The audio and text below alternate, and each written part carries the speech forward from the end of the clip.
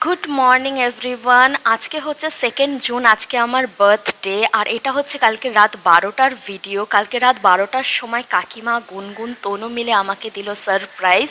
সত্যি কথা বলতে বাবা মা পাশে নেই বা তারা ছিল না, এটা কখনোই ওরা আমাকে বুঝতে দেয়নি। কালকের দিনটাও সেভাবে আমাকে কিছুই বুঝতে দেয়নি। আর দিনটাকে যতটা পেরেছে ওরা স্পেশাল করার চেষ্টা করেছে।